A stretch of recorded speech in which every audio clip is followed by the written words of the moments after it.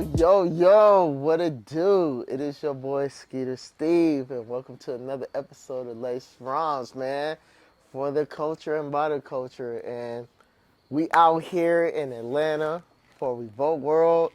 The first 2 days has just been nothing but amazing. Nothing but great performances, great panels, great influencers, content creators, and just people just out here just to network with different types, man. No, but I have my man's, he don't even need no introduction. I'm going to just say this. I met this man last year at Revolt Summit, and he is like one of the hardest working men that I know in the industry, and I must say one of the dopest entertainment concierge that's moving in this wherever city he's at, but he is based out of LA. But I have the one and only Maleficbenj. What's up, my guy? Skates, my dog. What's Man, good? I appreciate it. no, man, like I appreciate you being here because, man, this has definitely been a long time coming. Like, It's been a year coming. yes, man. And before we get into it, man, I definitely had to give you your flowers because when I went to Revolt last year on the first day, and I remember this clear as day, man, I was just standing in line trying to get some food. This man literally walked up to me and asked me what I do. I told him what I did. We started exchanging contacts and information. And what's so funny about that, we both have mutual friends. Shout out to our guy, Julian Mitchell. Let's You know what I'm saying? go. All things Mitch.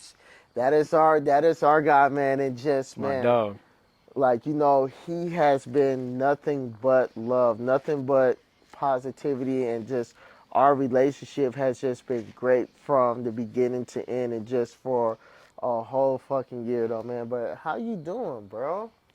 Doing good, thank God. I mean, coming to Atlanta this time around. Mm-hmm.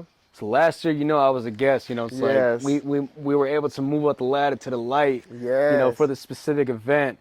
And again, shout out to Julian actually, because he's kind of like, bringing us up, in the same way Yeah. with this specific, project. But everything's cool. I mean, I'm very glad that I was able to come out to Atlanta again. And it's like, as soon as I get back, a lot of things will be completed and fulfilled. Moving out to my new spot in Northridge actually on Thursday coming up, so in a few days. And that's 2 days after I get back. And then the day after I get back, I'll just get my paycheck for my job, for my hour before I flew Right. out. So, and then plus, my stipend from Revolt. Shout out to Puff. Right, man. Yeah, But shout out to Puffy, man. facts. I still got to meet the man, and hopefully, by the time this this interview comes out, I definitely will be able to meet my hero. Hey, they say don't meet your heroes, but I'm a bad boy. You feel me? I don't listen because I'm a bad boy. Straight up, man. One day, they always say your idols are your rivals. I'm not a firm believer of that, man. Your idols is gonna get you to the next step that you definitely need to go, man. So, man, definitely, man. So, before we get into this, man, I'm going to give you guys a quick rundown, man. Benjamin is a founder, CEO of Magnificent. Malefic. Yeah, Malefic. Yeah, I was about to say that. Management. And, he's an entertainment concierge. So, like, when a lot of the artists, and you know what? We're going to talk that shit tonight because he has done work for Wiz Khalifa, Dave East, Roddy Rich, and many more. I mean, the list can really keep going. I mean, I can really put it out there, but we just gonna give y'all a little bit, man. But this man is like one of the hardest working man in the industry, man. So, man, let's get into this, man. First off, man, Get to who is Benjamin? The world need to know, man. If you had to explain who is Benjamin, what would you tell them? Benjamin Soleimani, so was born in Rochester, New York, and then as a baby I was raised up in Los Angeles. Yeah, Beverly Hills, people can talk that shit. Oh, he just, a rich white boy. Like, nah, I'm not. I grew up lower middle class, standard family, blue collar, father that was working his own business in jewelry, and mother was staying at home for some time, and I started getting into work. Parents they divorced when I was young, but, it was a very, time of tribulation a lot, but it did, make me grow a lot, over the time. and really embrace, that dark, upbringing that I had to feel me to what I'm doing today, like anybody else. And it might sound cliche, but that's the truth about it. The struggle builds the man, especially out of his own Absolutely. circumstance. Because nowadays, everybody, when they go through pain, quote unquote, it's always by their own hand. They shoot their own foot and then blame the bystander getting caught in the crossfire. What kind of idiotic delusion Ooh. has this world succumbed to? I can't Mm. call it. I can't, stress it enough. Accountability is everything. The man must take Absolutely. accountability. A real man is going to take accountability, be responsible for his actions, and then redeem himself by action alone. Exactly. It's like that old saying, man. It's not how you start, but how you finish. And I definitely respect that, man. So that is a great introduction on who is Benjamin is. So now my quick question is with you, man. Like I see that you do a lot of things for the culture. So before we even get into that, what made you fall in love with hip hop? Shout out to the 50th anniversary of hip hop, otherwise. Absolutely. But what got me into hip hop, because keep in mind, a lot of Mhm. people don't remember this, and I say this a lot, and it's pretty funny recently. One of my guys, Splice, he's my graphic designer, for my new clothing brand coming out. Stay tuned. Hey, the plug. Stay tuned. But we recently spoke about this, and I say that my music career was retconned. My shit was a No. retcon. It's like a paradox, throughout the timeline, right? Mhm. Nobody remembers that. Nobody even has even heard of the music that I had, 'cause I took it all down and I transitioned to what I'm doing now, right? But what got me into hip hop and rap and then culture and entertainment all around, Mhm. right? It started out when I was like 13. Always loved music. My first song that I ever heard was Pac, Hail Mary, when I was like very young. Oh, Back in the nice. old, Nice. CD players, Yes, in like yes, '03, what I mean? All yes, the crappy headphones from like yes. downtown LA in the techno district, get what I'm Right. saying? But yeah, so what really got me into making music as an artist, starting out, Mhm. right? Before I was a producer as well, Eminem. So Eminem, I always had an admiration for, even Mhm. today, because this man would say whatever the fuck he wanted. Whatever came out of this man's mouth or whatever came in this man's mind, he did not care. The man was not afraid of anything. And Right. then even to this day, greats of the game still say, I am not trying to have beef with Eminem. This man will destroy anybody crossing his path. Retired or in his prime or out of his prime does not matter. He will murk somebody And you know what? on I'm with anything. you. I'm with you 100% to that, man. And shout out to M because not too long ago he just got inducted to the Rock and Roll Hall of Fame. And Exactly. when we talk about culture, M is culture. The fact that he went on that stage That and man was the shouted out, first white rapper, yeah, straight Caucasian. Not like he not black in general, because there was Fat Joe, he was Latino, right? And they're trying to say similar things. right, But this man was the first white Caucasian, pure out of 8 Mile, garbage heap from the junkyard type of right, white that right. really made it from butt fucking nothing. This Nothing, man was yes. evicted, living with his mother. Girlfriend was, always, trifling with them before he even came out to LA, with Dre and all that, right? This man has overcome continuous obstacles, adversity, and pure psychological damage, and still has risen to the top. Yes. Even during the process, like from an encore to relapse, that man was gone for 5 years, and when relapse popped around, he lost it, but he was able to embrace that loss of his own essence and then come back with recovery. Even though the album was not his best, I like it because it is literally the entire story, all the way, from the Infinite album Yeah, in yeah, '96, all the yes. way till now. This man straight up has a whole timeline of discography. Man, you talking that shit It's a right now, timeline. It's bro. literally a fucking timeline. This shit is a continuity Yes. for this man. No, yeah, man, and that's always been the problem where I don't understand why the culture don't never respect Eminem though, but y'all have to understand, like, he always been the culture. Going back to what I said, him being inducted in the Rock and Roll Hall of Fame where he's shouting out every single MC from the 80s and 90s all the way up into now. And then let, let's just throw it out there. He was the only white rapper that we know when Yayo was locked up. This nigga had on a free Yayo shirt at the Grammys. But y'all be saying this man is not culture. I don't understand that though. But for you, you know how you say you fell in love with hip hop, with Pac, and then you went to Eminem, bro. couldn't have it no other way, bro. And I respect that, bro. Like, Hey, culture is white boy culture. paying homage to white boy. You get what I'm saying? You know, and it's like Eight Mile is actually the exact movie that got me inspired to do music when I was 13. You know, before I transitioned to what I'm doing now, because he was going through a lot. I was going through a lot myself. Like literally at the peak of my own parents' divorce, and this was actually the year when I was very young, right? The prelude before my own psychological damage a year Right, after, because I had a right. whole story of my own mental health. Like legally, I was insane by the state of California when I was 14, and that was wiped from my record clean when I was 18, of course. But Right. that was a trifling time. But listening to Eminem would be able to cope with it.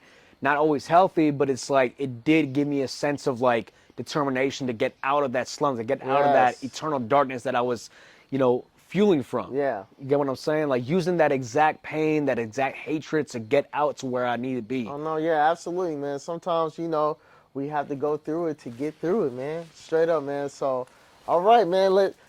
My question is to you, man. Like, we see the introduction, we see, like, what made you fall in love with this culture, though. But now, making that transition from, being a rapper to producer, what made you become an entertain concierge, man? So as an Yeah, entertainment concierge, concierge, so yes, man. and again another shouts to Mitch actually to Julian because he gave me that title.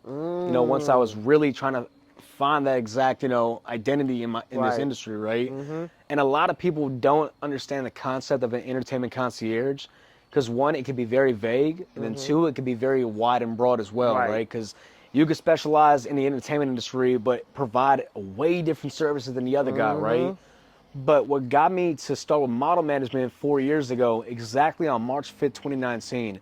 So it was a few days after I turned 23. I was still doing music, but I was starting to get more traction when it came to my network and also my views for my music at the time, right? When I started really doing something more insignificant that like Right. would attract, from the Right. public, right? And luckily it did. And at the time, everybody was telling me like, you should get into artist management and so forth. Like I heard it from so many people that I'm still in contact with today, luckily. But they were saying that, I'm like, I don't want to deal with artists because one, I got my own career to manage, and then two, Right. it's like they're iffy. I mean, look, we Right. could all agree Okay. that Yeah. artists are not Yeah. exactly the most, Yes. fulfilling nor competent people. And no offense to artists all around, but it's like the influence of the industry really hits them. They get lost in the sauce. Yeah, and it'd They be act like very, very hard to they work act like they're with. famous, and they act like Yeah. they don't need to do anything. But Yes. it's a complete contrary.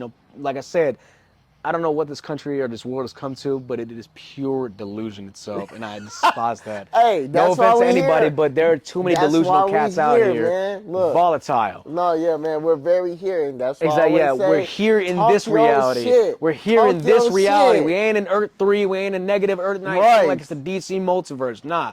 We are here in this world, in this reality. So whatever the hell else you in, the fifth dimension is 6, I don't care. You are not there. Be in this Ooh, world, not your Ben is own. talking Okay? that Your own shit. world does not live in this reality. It lives in here, but not Yes. here. No, yeah, man, absolutely. I couldn't agree with you, But 100%, bro, because sometimes, like, people get lost in that facade, man, and, you can't get lost in a facade because, like, you're going to be living in a world like you in Alice in Wonderland, and your world is not built on that the only thing that's at going to happen all. in that wonderland is you're going to jump down the rabbit hole and see all the facades break down and your ego shatters from there. And it's going to happen to people, but it has to happen to people Yeah. if they don't start redeeming themselves and cleanse their own sins. Like, reflect on yourself, look in the mirror, punch that shit because you're afraid of it, because you hate yourself by doing so. That's exactly what I did. When I Yeah. stopped doing music and I started doing this full time, I literally punched the mirror. I was living with my uncle during COVID, during the lockdown. Punched the mirror, broke that shit. I was upset. I was mad because I could not even look at myself. I was disgusted by myself and my actions. But aside from that, that's for later. But when I started this career, it was actually I was trying to help out like one of my contacts named Cindy, Okay. right? And then Yeah. Cindy is a catalyst to why I got into this game because she was in management at the time. Now she's just doing like some straight up corporate money, like she balling, but Okay. she's super great. Okay. Okay. But so she had like a shoot she was doing with Mozzie, right? And then also this artist named Kerr. I think Okay. Kerr's from Philly or like Pittsburgh, I believe. But they were doing a video in LA and they were trying to get some models and whatnot. And it's like I wasn't in model management just yet. Right. And this is just, the prelude to it, Right. right? Right. So I was like, okay, bet. I got a couple girls that I know, this and that. Let me send them over. So free girls, yeah, but it's like I was trying to get my network up. Everybody's gonna start somewhere. People got to do some free work to get what they need. Of course, we all start from there, but we don't end there. Right, Luckily, right, exactly. no free gigs, no freebies. Ain't nobody get a discount. Right, Ain't right. no No handouts. Stop fucking handouts, hitting man. me up No on IG for handouts. that. Stop saying, can you do it for this price? Right. No, I'm not gonna take $500 off. Nah, Right. who the fuck do you think you Right. are? Bum ass motherfucker. Anyways, but yeah, so I got those girls actually, and one of them was the first prospect I ever worked with, right? Haven't been in contact with her. She actually blocked me. You know, she was like an older sister figure to me some time ago, but she blocked me, you know, early this year because I was trying to tease her, but she took it way out of context. But I'm like, all right, bet. Look, Right. I already felt this chicken was already losing it anyways, but I wish her the best regardless. But she was the first model I represented, and I knew her before because she was a model in my music videos back then, right? So I got her and two other chicks, and it was a good look. And then I even got the respect from Mozzie, and Mozzie later on, 4 times he's already booked in the last 4 years with me. Crazy. And he knows me by first name basis, and shout out to Young Lord. I call him Young Lord because a gangland landlord. He's a family man. He's a good man. You know, I haven't seen him since he got locked up, actually, but then he got signed to CMG, and we'll get to CMG later, though. Right, right. But aside from that, and then it's like I saw how it was playing out, and how people were putting those seeds in my ear about management, not artist management. I wasn't taking that at all, but the management aspect entirely. So I'm like, let me get into model management. I had Right. no credentials, no qualifications. I was learning as I go. A lot of big failures, more than I would expect. Trust me. Like, I almost got my prospects into a bad situation with a very dangerous person. Trust me. But that's for a different day. But I got into that. I got inspired. And then the model that I casted for that project, you know, the one I first started out with, she agreed to it. And crazily at that, I actually did a pretty damn good job the first year of my career. That's A lot of fucking mess ups, great, but man. I was able to get, you know, Yeah. a 4 models interview with her. Then I was able to get her signed to like a local mother agency, World Management. I was getting her videos with Wiz Khalifa, even like John Gabbana, like formerly known as Boom King, Right, right? yeah, And yeah. John is actually a great man. He is total 180 in his lifestyle. I'm proud of him. Good man, actually. I haven't seen him in a while, but I'm still proud. Oh no, man, that's dope though. That's so what started yeah, man. out, So yeah. so as we get into that, as you being a concierge, man, what do you feel like? What are some of your strengths as that? You know, being a concierge. One of my strengths, and that's an easy question actually, but a good one. The strengths that I have is my competence, my reliability, and the efficacy that I have. My etiquette is unrivaled in comparison to everybody in the city that I'm in. Oh yeah, See, man. Because I know LA, it could be pretty tough. People are Yeah, purely lost in the sauce and the Yeah. traffic out there. I'll tell you yeah, that. You know, but nonetheless, you know, it's still shout out to my own city. I don't want to, you know, put you know any hate upon that. You know, it's like there are a lot of cons about Los Angeles nowadays. You know, since COVID and all this political discourse, but I still love my city. I still have hope for my city, regardless of what people say or what I see, and I wish the best for it. You know Oh, what I mean? no, It's yeah, like I'm an absolutely. LA boy, you know, in and out, thick and thin, thick Look, and man, through. You feel look, me? and even for me being from Las Vegas, we always consider LA like our cousin. It's like when you go to Thanksgiving and you see your favorite cousin pull up. It's like the and cousin you don't want to see, but it's like you're able to enjoy it. It's like right, that bro. cousin You walk up about to to have a you. He's good ass a time. good ass time, but LA's gonna fuck with it. Like LA's the Yeah. older cousin in Vegas. Like when they see you, they're gonna smile, right? Right. But they're not gonna be like, "Oh, it's good to see you." Like they're gonna be smiling, like menacingly saying, "Oh, "I'm about to have a good time fucking with Right. this guy. I'm bored as shit." Nah. No, straight up, man. Like, you know, and it's just like for me, I always consider like, you know, LA like, you know, the second home, man. So I mean, that is just dope. Just you just showing us like your strength and your resilience, you behind it and you doing it, man. So I want to ask you, man, what was the most unusual thing you had to do for a last minute client? Oh man. Oh Yes. man. Come on, bro. I'm trying to think because there's so many instances and a lot of them didn't come around, but because recently somebody hit me up for 5 models at 10:30 at night, Oh my god. and he wanted them at 11:30 in Riverside out of all fucking places. And this guy still shot a video about females with no females. It was Wow. hilarious. But you know, but best of luck to that dude regardless. But still, craziest one actually. Would I say craziest or like you know the most like Yeah, I'm gonna power need move type of yeah, thing. bro. I'm gonna need the off the wall shit, bro. I'm gonna need So that. I'll say two things. So I'll say the craziest that I was able to get done, and then also the best power move, in the quickest time, right, where I got things done. So I'd probably say, so the craziest one actually, right? One time in December of 2021, All right. it was literally December 1st, the first of the month, right? This guy, and I forgot his name because honestly I didn't like him. I personally didn't like, his etiquette, whatever. But he hit me up for one model on a shoot, and just 2 hours, and I had 3 hour minimum, but I'm like, fuck it, I want to start the month off right, Right. last month of the year, so I'm like, fuck it, I'll take it, right? This man had no Cash App, and no Zelle, and no Apple Pay. Oh, that's all bad. So what That's I had all to bad. do, and I've done this before, but mainly for clients that like Right. come in abundance, and it's like I know them, right? And this guy from Louisiana, so I had to drive to downtown where they were shooting at originally, Right. to pick up the cash, Uh-huh. and then drive back to the bank in my area, Right. send the funds, shower and whatnot, and then go back to the same place in downtown from like the near Beverly Hills area to do the shoot with the model, right?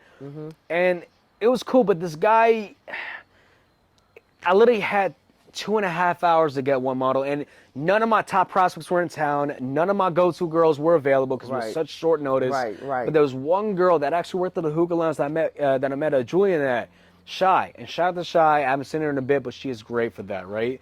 She came through. And typically she's a bit harder to get to, right? She's Right. busy, she's doing her own thing, but she came through properly on time, and she lived in K-Town, so she wasn't far, right? But yeah, that was basically the gist. It's like I had 2.5 hours to get that shit done. I'm like, man, just one model shouldn't be hard. But Right, the issue yeah, it was shouldn't be. the notice itself, and then also a lot of my girls were out of town for the holidays early. Yeah. A lot of them already was at work, Right, right. entirely, and at least they got back, but they couldn't do it. But I made that happen. And this guy wanted to get an extra hour because he started late. Like every other rapper, this guy started Right. almost an hour late, and it was last minute. It's like, bro, do you not have a sense of urgency? Are you like flat out stupid? I'm losing IQ points by delegating with this buffoon. And there are many others in that man. case. But I still got it done, and I was able to make at least, a quick buck, of course. It wasn't anything crazy, but better than nothing. I prefer chump change than no change, And so Man, I'm grateful for that I'm otherwise. here. Like, I Look, was hustling. Like, I had yeah. to drive to downtown, back to Beverly Hills, and back to downtown to shoot, then back to Beverly Hills for another scene, and then back to K-Town to drop the girl off, and then back to the area. Man. The whole day. And that was just for like $100. Man. Feel me? But you did it though, man. That's that resilience, man. But the most power play though, the second one I was gonna get at, right? This is recently too when I broke a record of my own. Oh wow. Yeah, So yeah. this is back in Care to elaborate? let's get to it. So March 31st, earlier this year, right?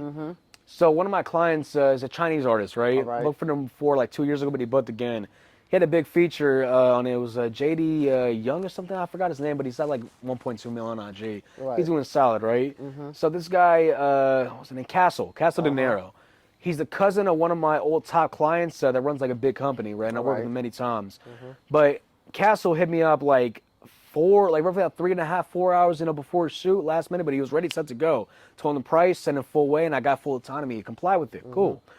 So I booked two of my go-tos. One of them was a veteran of mine for the last 3 years, and when it comes to loyalty, after the shit that I've done, obviously I fucked up and back and forth, it's like she still remained loyal. So shout out to, to Amaris actually on my roster.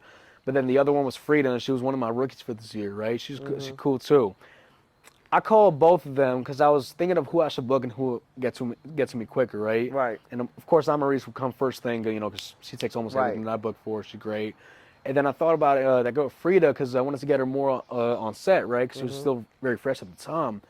But I booked those two girls with a 3.5, 4 hour notice. I booked them within 7 minutes flat. Wow. 7 minutes, two girls. Wow. Money was ready, set to go Talk with the info. about the hustle, man. Like, and that's the thing about it. I'm very, very picky, very diligent Right. as far as what kind of girls I work with. Because look, I just dropped like fucking 5 girls recently off my roster. I didn't have to say shit. I'm just like, delete your photos off my roster. Like, you're useless. You don't do shit. And not to mention, a lot of these females, man, they be pulling some weird IG figures and whatnot. It's like Ben how do you is story going for, there like, right how do now. you story for me? Like, what have Right. I done on your story? Like, how does that make sense? Emotions have no context of logic, have no reason towards it. You just do it, and it's like you feel better about it, but it's like you are only adding your own detriment. Ladies, be upfront. Men like when people are upfront, whether it's a guy, a Absolutely. girl, or one of you non-binary weirdos or some shit. You know, but regardless, yeah, Oh look, man, oh, people gonna call me a man. bigot or some shit. Like, I don't fucking care, bro. You wanna Right. chop your dick off? Go ahead. But me, I think a man is born as a man. You can do what you want, but don't shove it down our children's throats. Don't fucking do that. Don't. Okay, I might sound politically crazy right now, but I don't want my nephew, I don't want my little cousins and whatnot to learn, hey, it's okay at 8 years old to chop my dick off, and my parents say no, I could put them in jail or fine them $20,000 by the state now. Like, nah, fuck that shit, I no. know, man. And you speaking real, bro. Let the That's kids fact. be kids. If Kids, they yeah. learn that they want to be that as they're older, wait until they're at the legal age, or they can make their own decisions, right? They can make their own decisions when they're competent and, aware enough to make Right. those decisions. And Right. not about the politics, but just treat our kids like kids. Oh man, no, yeah. Let them grow. Let them play around instead of Absolutely. learning how to give a blowjob in the school library or some shit like the fuck is that? Man, You trying yeah. to teach our kids how to be in a porno? No, yeah, man, no. That's That's that why I is don't wear wild. OnlyFans chicks. All the females, Okay. typically get into a porno or have a leaked one or some shit. Like, I swear to God, there are a few OnlyFans girls that I dead ass know that have a straight up porno, sucking dick, doing some other shit, and is fully out in the open. And they act like it's not even out there.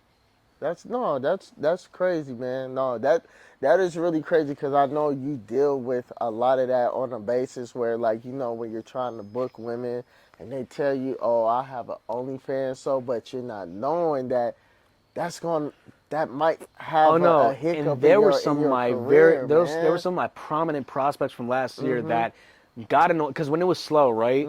And it's been getting better. It's been getting some momentum, and like I've been taking a step back to focus on other endeavors, but Right. I'm still doing. I'm not quitting. I'm the furthest thing from a quitter, furthest thing from a sellout. But of course, people have to move on to bigger things until things start Absolutely, picking you up. got to. It's like I'm a man. I got to live. Yeah. I have a life, to pursue, of course, and to fulfill. But one of my top prospects that I was casting nonstop, she was one of my go-to. She took every single gig. Only missed 2 gigs that she couldn't take. 2 of them, and out of I think I got her 30 of them in the last 2 years when she was rocking with me, right? She got an OnlyFans and then tried to hide it from me. I caught the bitch lying flat out, and then she tried to get upset with Man. me about it. And of course, it was like an argument, but I put her down. I was like, look, you have an OnlyFans. You have tenure with me. I'm gonna give you some leisure, but you cannot be booked for any minimum packages, any minimum castings. If it's 5 models and above, I will consider you, but you're not a top priority anymore. You gotta have to take that OnlyFans off, delete it, or you can do what you want and take with the consequences. Right? She took the consequences. Okay, great. Do what you want. I don't approve of it, but I'm not gonna hold you. I'm not gonna make it a decision for you. Okay. No, yeah, no, And then a that's month fair. and a half That's later, fair. and then a month and a half later, when I had a casting that was 5 models and above, and I wanted to give her, I wanted to be nice a bit. A week and a half after that casting, she left alongside with her best friend of the year, coerced her and influenced her badly. I lost 2 prospects in the same hour, thinking that I was stupid enough about it. Like, bruh, do you think that I might act goofy, I might be overzealous, obnoxious, and whatnot. I Right. might be that, but I am Right. the furthest thing from a fucking buffoon. Do Right. not treat me as otherwise. Right. If you don't know it after 2 years working and whatnot, you are a fucking pea-brain broad. Yeah. A minuscule membrane, whatever. Anyways. No, yeah, you right, man. So it's just overcoming the success, man. Now I want to ask you, man, how do you deal with the failures within the entertainment of you being a concierge, man? How do you overcome the failures? Literally, I just brush it off because when it comes to failures in this industry, on my level at least, they're minuscule. Like, for an example, a failure as far as okay, I didn't get this client, I was hoping to get it, right? Right. Those are the type of things as far as failures, commonly. Right. I brush it off to the side because if I didn't get the client, it was not meant to be. I trust in God's plan.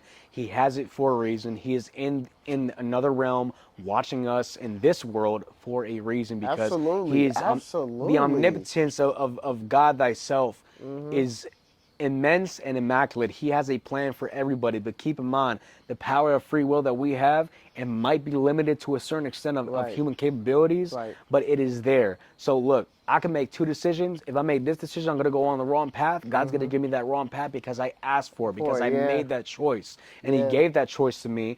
And if I take that, that's my own problem. That's my own fault. I'm not going to be the type of guy shooting myself in the foot, blaming the bystander. I'm not the type of man. So Right. whatever decision that I made in my whole 27 years of living, I take accountability for myself. Yeah, man. Even if I was Yes. fucked over because of my own naivete, I still hold myself responsible for the choice, and the choice first and foremost, and lastly. Oh man, and that's a great response because sometimes us as people, when certain things happen, we like to blame others instead of looking at the mirror and within ourselves. Like we have to check the ego.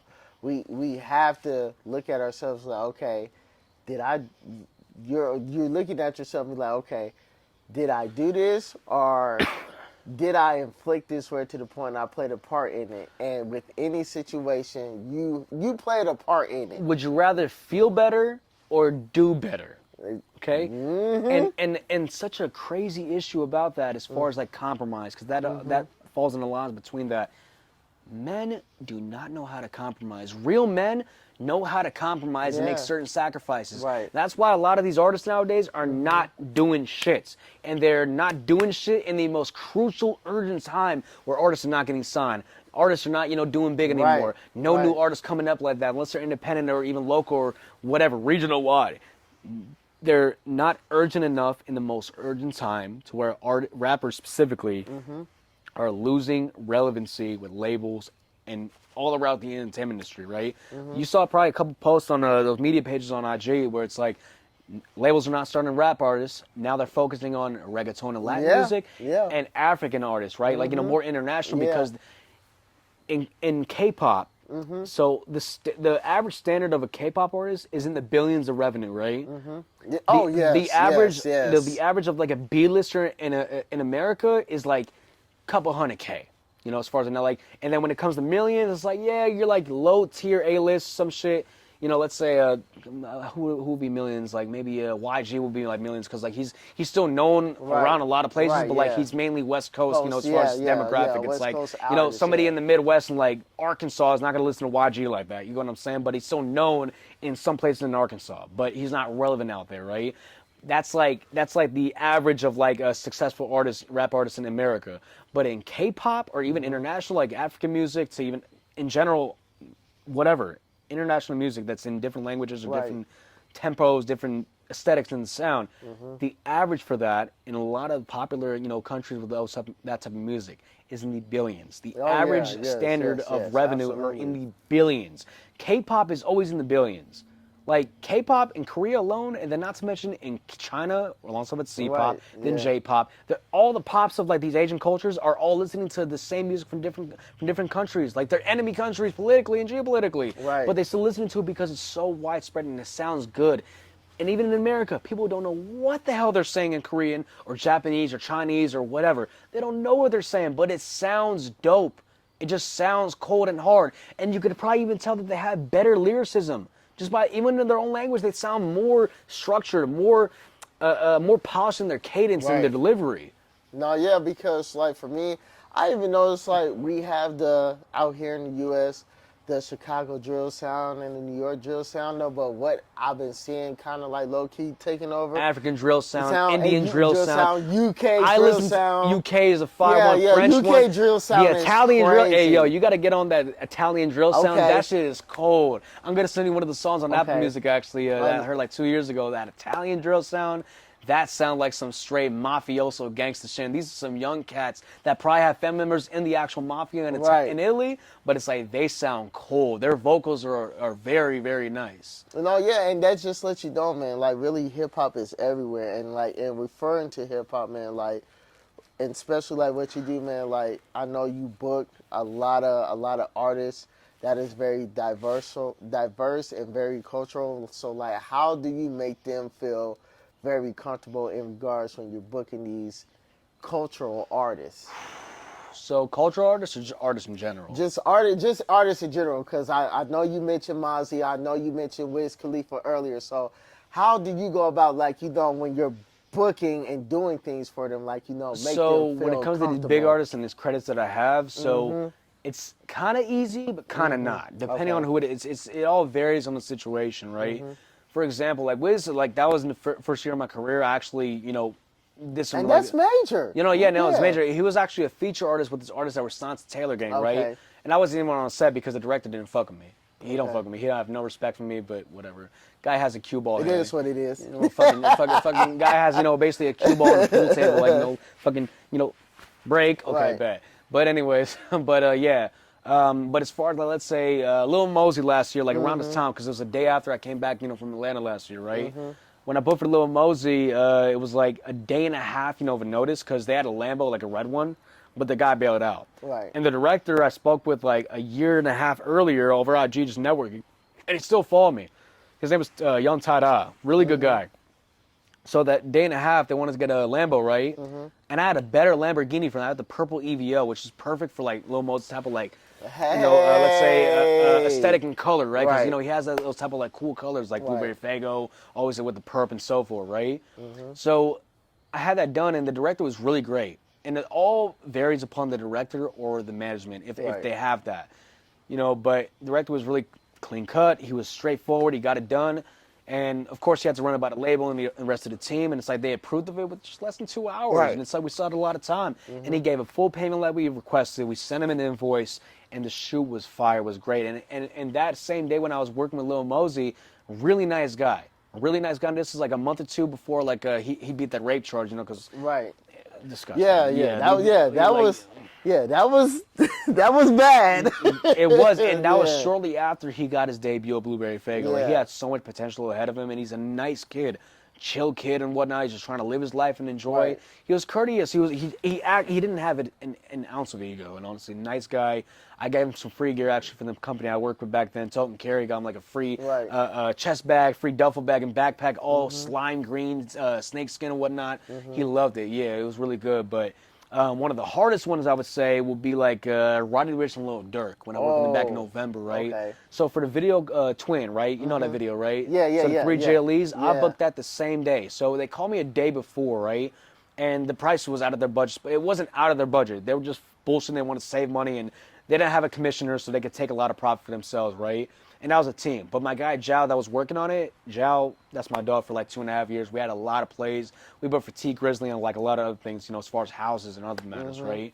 But so the person that I was working with, I forgot her name, but she didn't like me. She was, but nonetheless. But that just lets that me day know, though, like, so bro. I woke up at 7 in the morning. My alarm's always at 7 in the morning and then 8 in the morning, right? Automatic.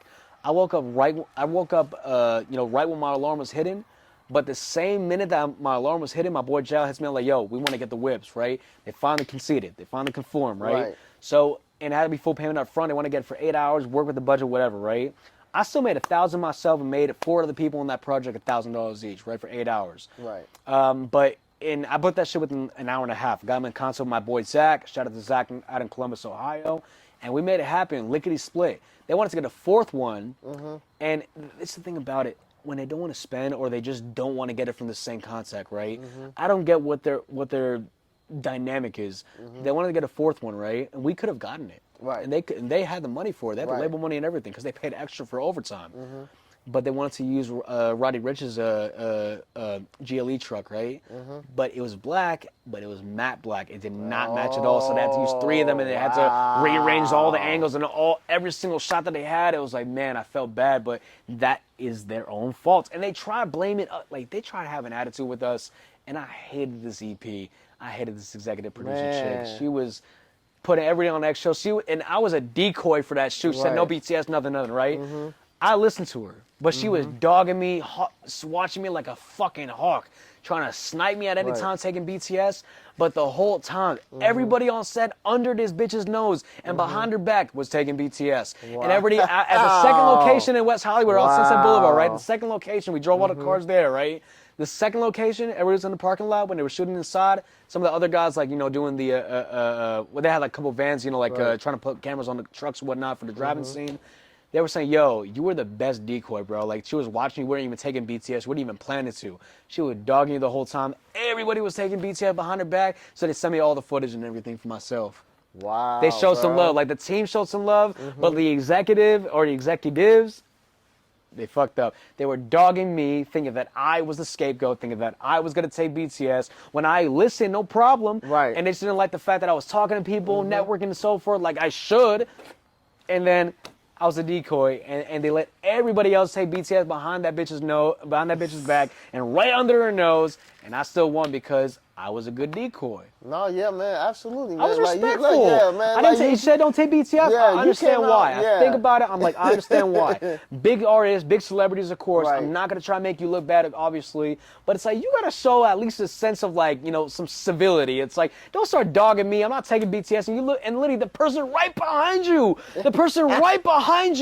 literally being your right hand is taking fucking BTS. We said nobody taking BTS. Your own son that was shooting the actual video, the main producer, you with an EP, where's mom? Your son was taking BTS as he was shooting the fucking video. Wow. Like, bruh. Benny is putting it all out there, man. But I don't fucking care. I forgot the chick's name, but it's like, whatever. She blocked me after because at the end of it, she wanted to get overtime, right? My boy and I, she wanted to get overtime. We were giving a certain price. Like, oh, we paying you a lot of money. Me and my boys in Ohio, we were like, you're not giving us shit. The label's paying us. She got butter. That's the ego. That's the thing that I do. I shatter egos. I like to shatter egos. I like to shatter one of the 7 deadly sins. Okay? You're not paying us. The label is paying us. You're just being a catalyst for it to make it happen. But you're not paying us out of your fucking pocket. Yeah, no, yeah, and that's the thing that It was funny. A lot of these Funny kids don't understand because going back to the artists, like they be thinking that these artists be having money like that. They have zilch, they don't really jack, nothing.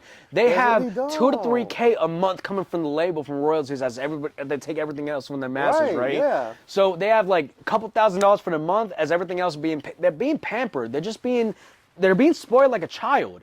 You know, these people are juveniles, you know, at heart. They're being spoiled like the juvenile child that they are inside. And it's like they get the free house, they get the free, you know, rides, they get the free everything. Everything's taken care of. They don't pay a dime of their mortgage, while everybody else that's not famous, but let's say they're making good money, they pay their fucking mortgage. They don't know how to make a mortgage payment. They don't know how to lease a fucking car. They don't know how to make a down payment for a damn thing. And it's like you're literally poisoning some young cats that some of them have talent, some of them are good-hearted, but you literally vilify their own soul, you know? And it's like, man... And we're going to get to as far as what I would do. We were talking about this. No, yeah. What I would do if I was running the industry. Yeah, I was let's just get about, to that, please. you know, please, it's so let's funny. Get to that. You was reading my so mind, bro. In regards to that, what I would to do that is, industry, bro. And it's the easiest thing that anybody could do, but they just won't do it. Yeah. Pride, glut, all this idiocy. Go ahead, please. So with the industry, man, like if you did do that, and it was just so crazy, you was reading my mind, like. What were some changes you would make to the industry to make an artist better? The most simplistic thing that I would do, which is very, very simple. The executives, if they do this one thing, because they have the power to say no, and they have to abide to it, they want to have a career, right? Which is kind of manipulation in a way, but it's like a job is a job. Right. So what I would do is that I would tell the artist that, hey, you could have your friends, but they're not allowed in any business project. They're not allowed to fuck around with the girls. They're not allowed to make us look like shit. We got to make sure that we're at least, you know, holding our end of the bargain. Even though we have power, we're going to use it, not abuse it, right?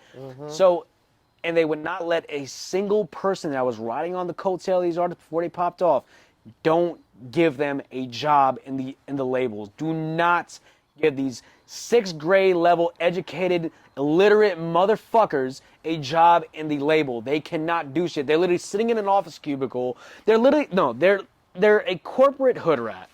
Some corporate hood rats. Literally, the perfect term is a corporate hood rat. They're doing the same hood shit in a fucking office cubicle and not doing anything. That's why nothing gets done. That's why the labels owe money. That's why the labels are wasting money on these artists that literally are sipping lean, sleeping in the W Hotel an hour before a shoot, and they don't even happen, but all the money's pissed away for all the people. You know? It's like that's what happens when you put corporate hood rats, you know, in a label. No credentials, no qualifications, no degrees, no professional references that their lives depended on it. Don't hire the friends of the artists. They could be friends with them, let them live their lives outside of work, of course, in their hometown. They could be around their friends. Friends are friends. This is what Julian told me when I first started getting to know him. Good friends can't do good business, but good business can make great friends. Oh, okay? that's a great one. Follow that's that, a great one. that ideal. That's a great do one. not hire your friends to be on your team. Not all of them have the same ideals as you in the business aspect. In the regular personal life aspect, they can have a lot of things that correlate with you. But in a business that they don't belong in, they don't know anything about, Right. they're not going to last. It breaks friendships of like decades. It breaks that, and it's so sad to see that it's like an artist that like had a best friend since they were like in the sandlot, right? In the sandbox and all that. A best friend that you knew since you were in diapers, and you make it while he's supporting you the whole time, and you give him a job, but he can't fulfill that, and things break out because he gets fired by the executives that are running your life and your career, and it breaks off, and he blames you for that. It's sad to see beautiful bonds break in such a disgusting, volatile way. Yeah, absolutely. And it's like that artist still wants to be your friend. Not prepared for that. They still want to be friends. They're not prepared for it because they supported you, and that's all they need. Yeah. They need friends to support, not friends asking for a job or a handout, even though they have the rightful aspect of earning that by their loyalty. Just because you earned it doesn't mean that you're qualified for it. I agree. You got to understand, not everything correlates to friendship. Like, friendship is to be there for somebody. Like, if I'm stuck somewhere at 3 a.m., I'm going to call my friend and say, like, yo, I need some help. Can you help me out? I got you, please. I'm stranded. That's a friend that's going to be there for you, right? Yeah. A label executive's not going to be there for you. It's like, no, fuck out of here. Okay, I'll send you some money. Go wherever the hell you want. I don't care. Like, no. A friend is a friend. They're supposed to be with you, hang with you, show some love, give you advice if you ask for it, because they know who you are. They know your persona, your essence.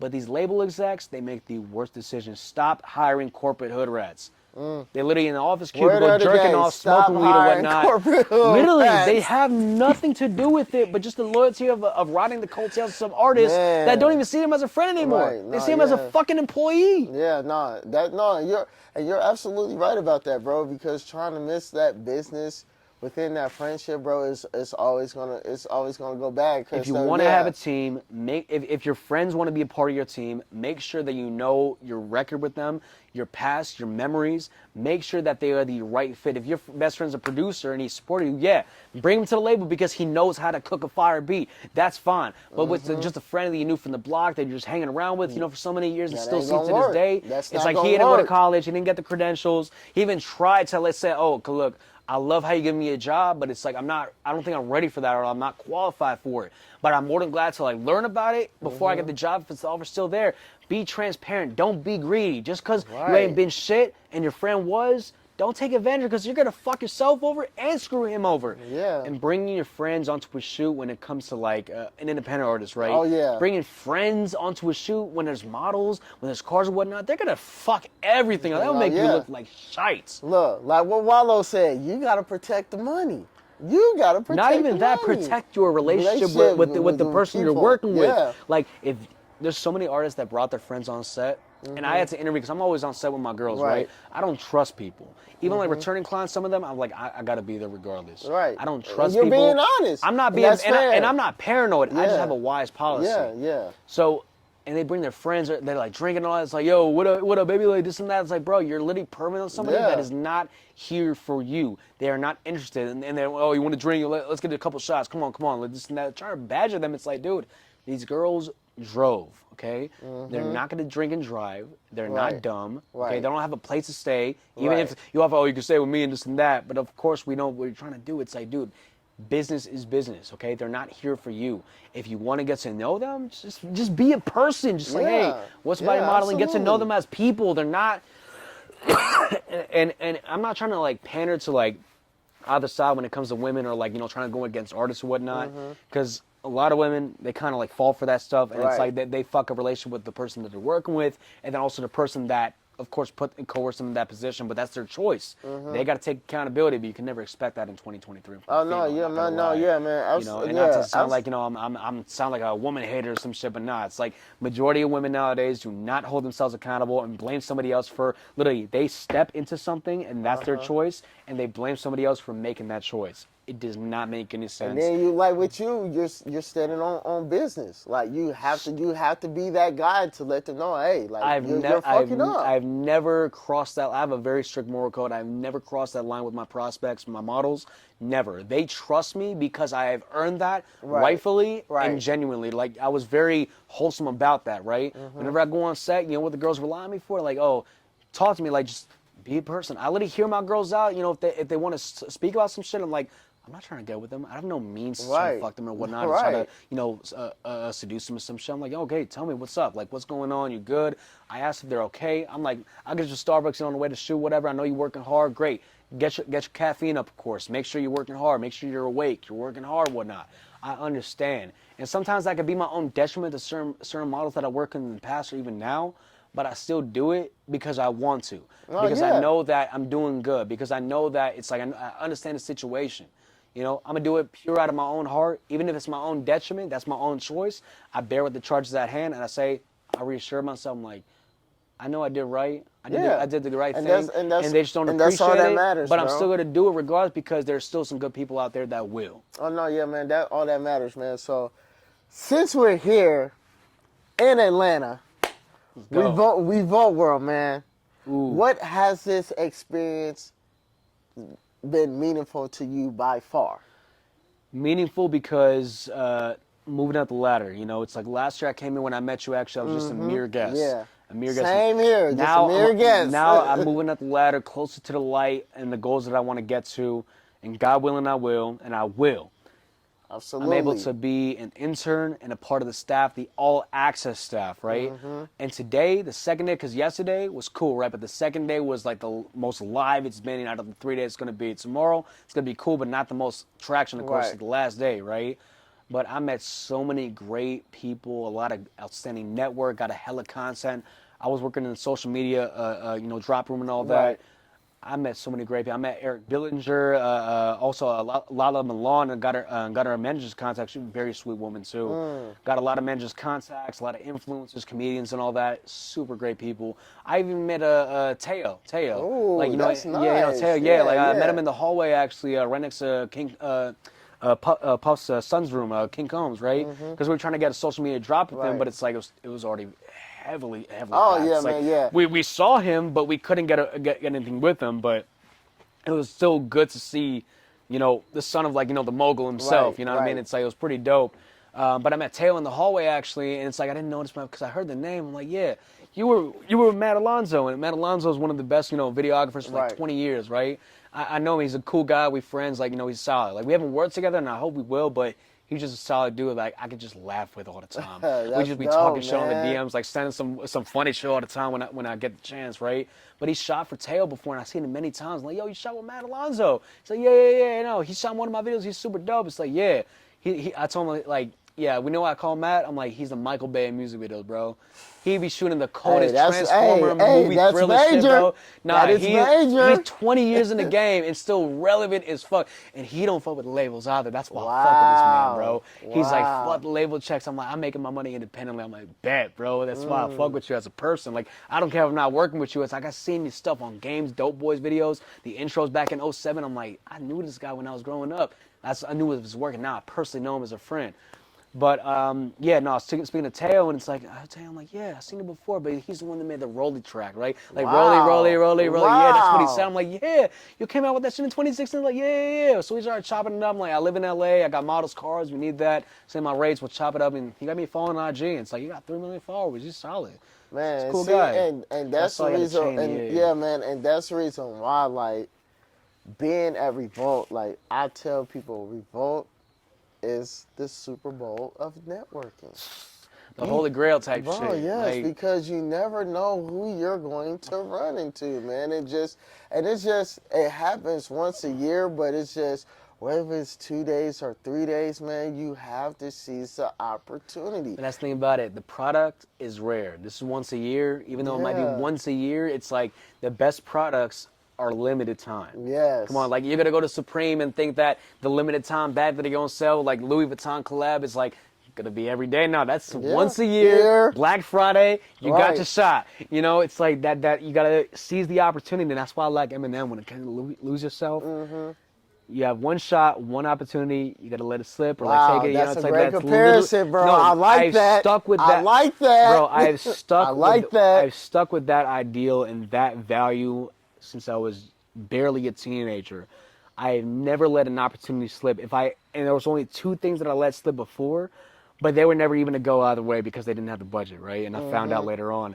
But one of them did have the budget, but it's embarrassing. But I'm gonna do it just for fucking it. You know what I Right. mean? It's No, like go it's ahead, gonna bro. help with Talk your your views, shit. fam. You feel me? Talk So your basically, shit, man. one day, so I was night before I took an edible, right? I took an Okay. edible because it was like slow weekend. I made my money the whole week. I'm like, fuck it. I think I could be able to chill. I don't have my next shoot until like Right. Tuesday, right? But I had Right. like promos and all that. I still took care of it because my Right. team takes care of that, right?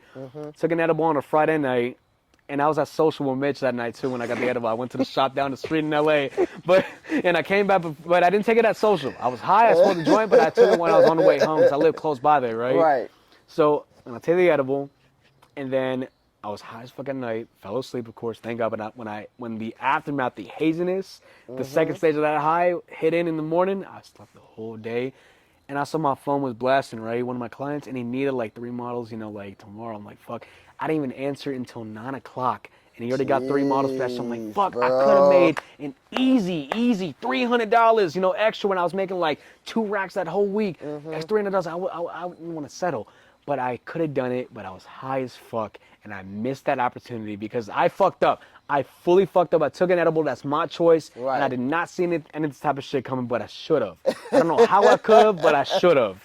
But that's one of those Man. embarrassing moments where I missed an opportunity because of fucking weed, because of a goddamn gummy edible. Man, no, yeah.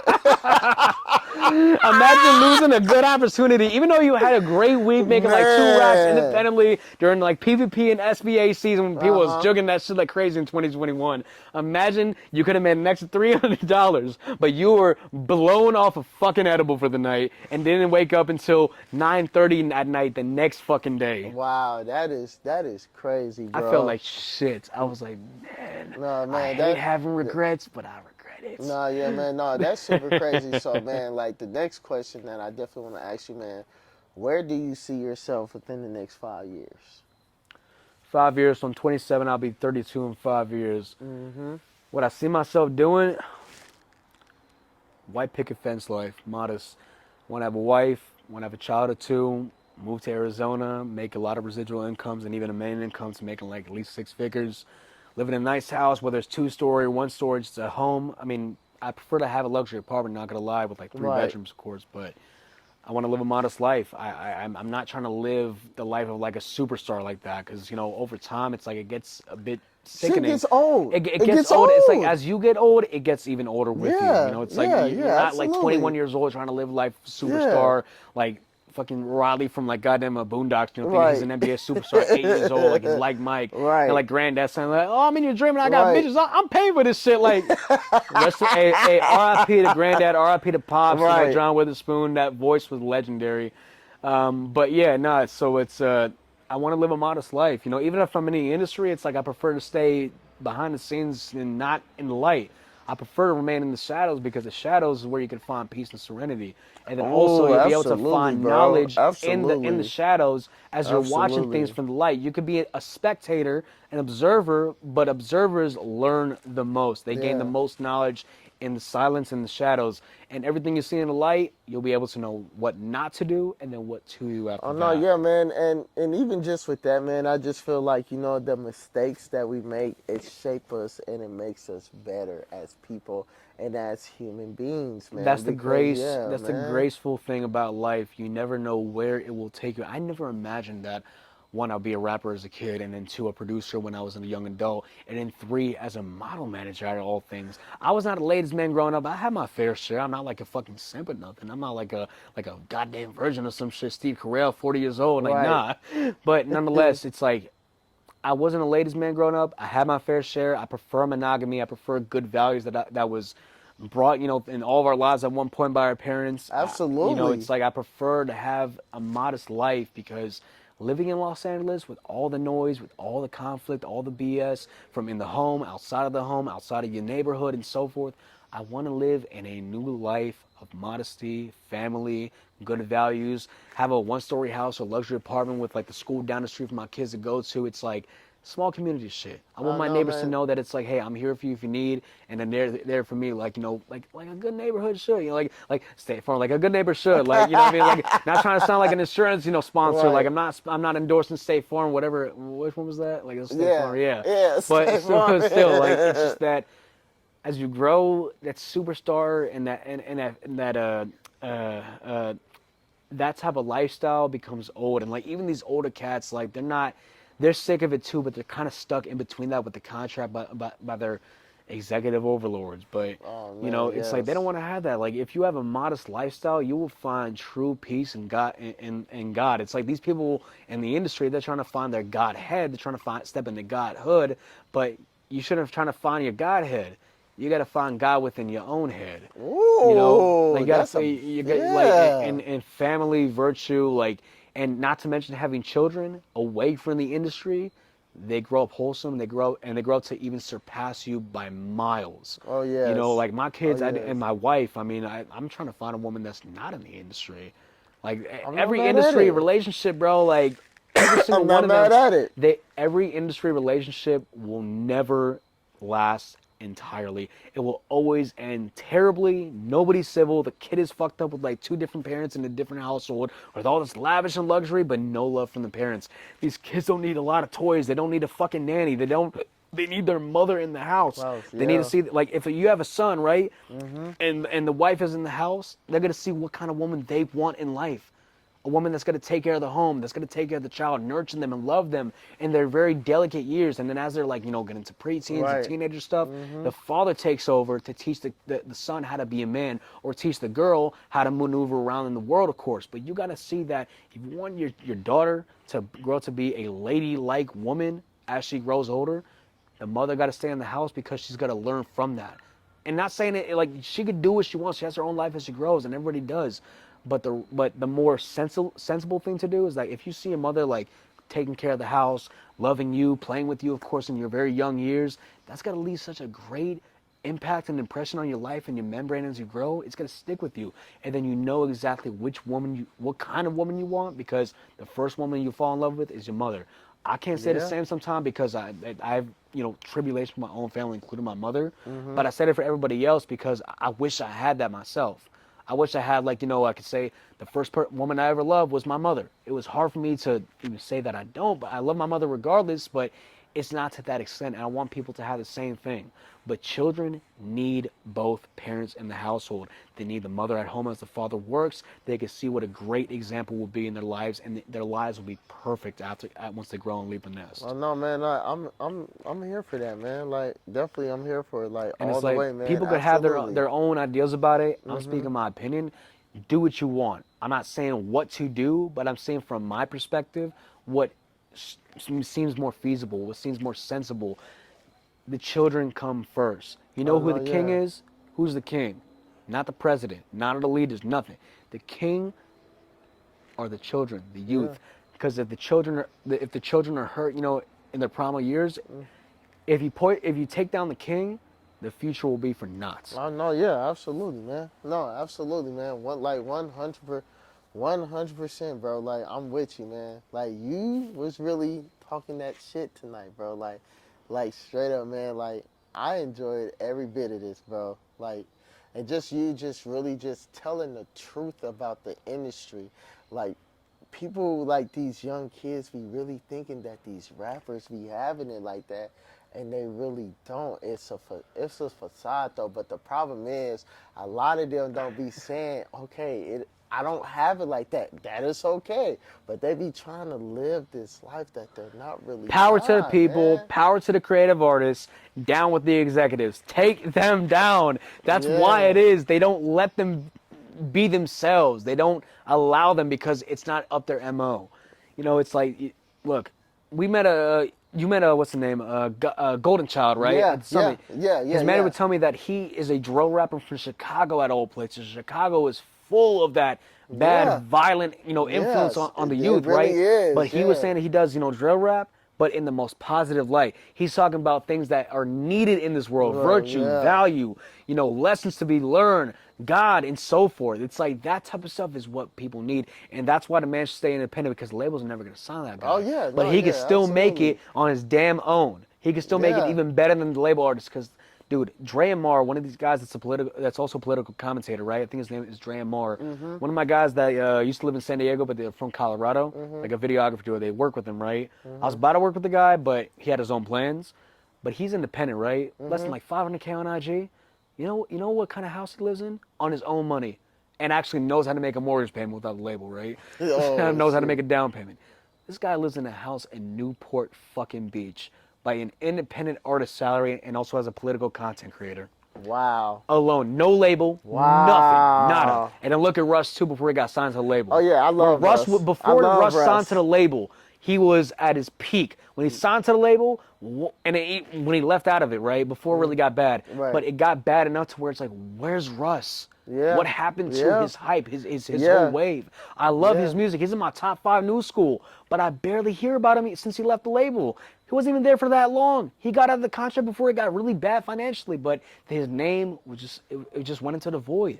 Poor guy. He was talented. He made all of his music on his own, Oh from the yeah. writing to the recording, the beats, the Yes. engineering on Logic, Yes. out of all things. I know they say like it's not the program for engineering. It's the man behind it. Like no. Pro Tools has the best quality when it comes to engineering. I've heard the difference. I went to engineering school for a bit. I have noticed the difference, and they teach you about this stuff, right? Pro Tools, not Logic, but Russ really killed that shit on Logic. He was And this is why I say this is our famous slogan: good beats ain't cheap, and cheap beats ain't good. Plain and simple. kind of That's kind of that's sounds like dating women nowadays too. It's like the bitch got a high body count. It's like you gotta have a high amount of problems. I got 99 problems, and the bitch's body count is one. No, yeah, man. Absolutely, man. Absolutely, man. But yo, man, I just want to say, bro, like you really put us on game, bro. And like I just said, man, like I'm proud of you. And even just with this, with us doing this, first and foremost, I'm even just gonna say this on the whim, bro. Like you are my friend. I love what you're doing, bro. You're gonna keep on excelling, continue to grow, bro. Like I love the fucking growth and the movement, man, and just everything that you're doing, bro. Like you are fucking solid, bro. You've been Skeets, I solid appreciate you, my dog. from No, that's day love right one, there. man. Thank you. Straight up, No, man. and I've been seeing you grow too, though. Not gonna lie, I've been seeing it. You had that DJ drama, like one of the DJ dramas people recently. Yeah, man. That's about to be a banger. That's about to hit the music course.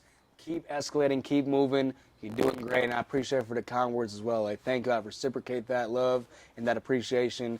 Really, and this has been a long time coming Oh, too, man, and I'm glad we absolutely, finally man. got to that. We in the Absolutely, same city, man. and the Yes. same project we going to is really, really appreciated, and I can't wait to post it on my IG. I'm definitely gonna go crazy. As far as my caption, I gotta Oh think no, about yeah, that. bro, absolutely. I am the caption king of my city. I don't care what people say. Fuck it, I got an ego tonight. I am the caption king of this shit on IG. No, Nothing. straight up, man. But before we get out of here, man, let everybody know where they can find you at, bro. Cool. So I'm on Instagram at Maleficbenj, and also my business page, Malefic Management. That's Maleficbenj. Again, that's Maleficbenj. That's Maleficbenj. Hit me if you want to book models in LA, car rentals, house rentals, production for events and music videos, marketing, and more. Oh yeah, man. So until then, this is your boy Skeeter Steve, Lace Rhymes for the culture, by the culture. We out. Shout out to Ski. Let's go. Boop, boop, boop, boop, boop.